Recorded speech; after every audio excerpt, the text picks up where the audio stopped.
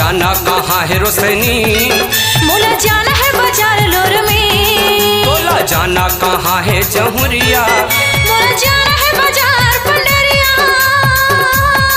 आना बैठ जाना वो मोरे गाड़ी माँ, आना बैठ जाना रे रानी मोरे गाड़ी माँ।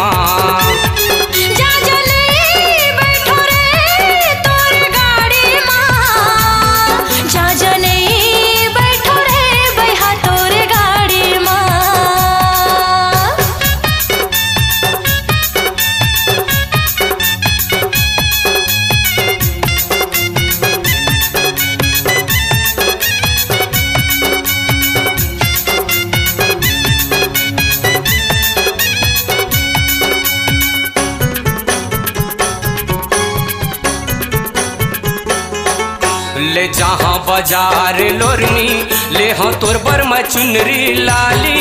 मोला झन कही ना मयारो घर में देहर भारी गारी।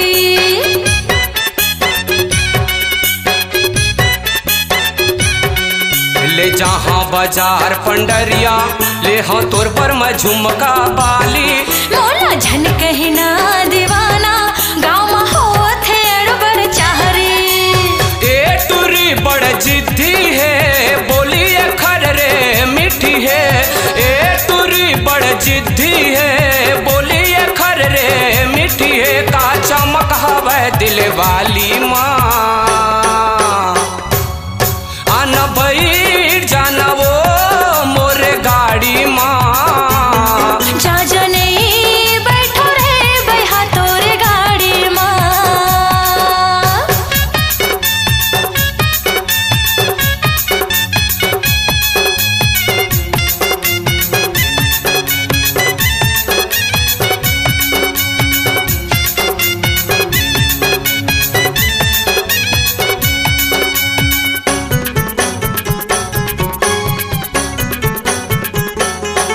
चल जाबो बाजार खामही ले हाँ तोर कमरिया के करधन। मोला झन ले जाना रे संग माँ बड़ जाहिर मोरो धड़कन।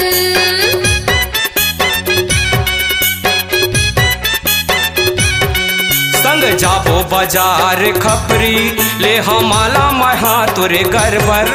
मैं हाँ जाहूँ साथी तोरे संग माँ ताहू जाहिर भारी गड़बड़। देखो ला मैं मोहाए हमा तोर माया माँ भुलाए हमा। देख तो ला मैं मोहाए हमा तोर माया माँ भुलाए हवा। का नशा हवे रुपए वाली माँ, आना बैठ जाना वो मोरे गाड़ी माँ। जा जने बैठो रे बैहा तोरे गाड़ी माँ।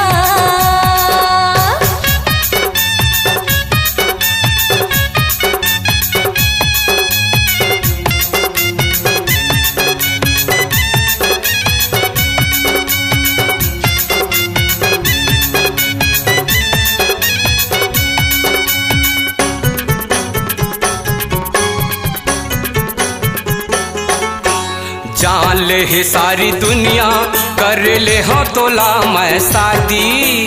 हो गे है मोरो सगाई दादा नहीं हो रे राजी।